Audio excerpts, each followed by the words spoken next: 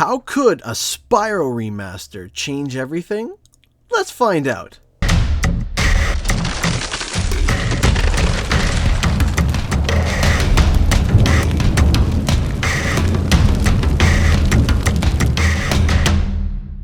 Hey guys, it's Canadian Guy A. Again, based on the release of Crash Bandicoot, people have been talking about a remaster for Spyro. Since I posted my evidence video, a lot of views and subscribers came along, so thank you everyone. That was awesome. So what I want to talk about is that if there were a Spyro remake, what would be great about it? What would make it so interesting and change everything? Well, Crash Bandicoot was a gateway to this idea of PlayStation exclusive characters being remastered from an old PlayStation series. Thoughts of Spyro, Crash Racing, Jak and Daxter, and many others are what a lot of people are talking about on the forums. People want to relive their childhood, it would seem, except in an HD world.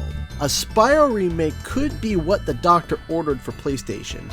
See, younger kids did not really know Crash all that well. My niece, for example, who is 13, never heard of Crash Bandicoot. Crash was being sold to the older teens and adults that played the game before. Yes, this is a good introduction to the young ones of the game, but it was just not marketed towards them. However, with Spyro being the head honcho on Skylanders, this brings us to an interesting situation, possibly a very profitable one. See, when Spyro became a Skylander, he lost a lot of his original PlayStation 1 audience in exchange for a younger audience. Don't get me wrong, though I hated the fact that he became a Skylander, it was smart.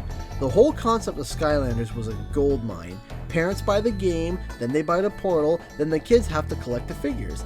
Then they release new ones, then special edition of versions of the original, then an expansion which entails a new game, new portal, more figures, blah blah blah blah blah blah blah.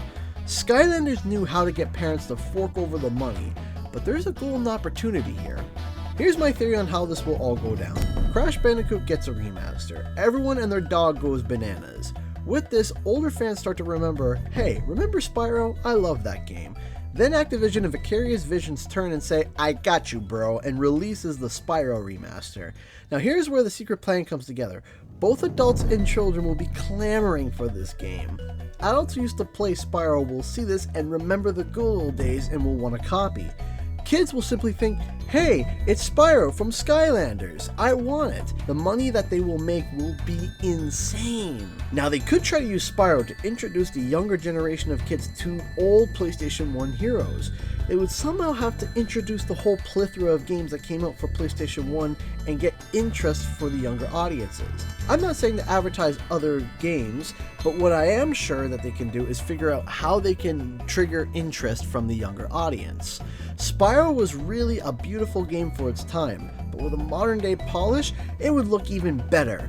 What I'm trying to say is Spyro could change everything by bringing in the younger generation and introducing them to old PlayStation characters, which in turn will yield more remasters of older games that both kids and adults will want. Yes, a remastered Spyro would be amazing, but to look at it another way, it could be the start of something big for PlayStation. Retro remasters. Also, perhaps a new Spyro trilogy? This would bring both audiences again to want to buy it. Now, there are risks of this failing, but I'll be covering that on my next video.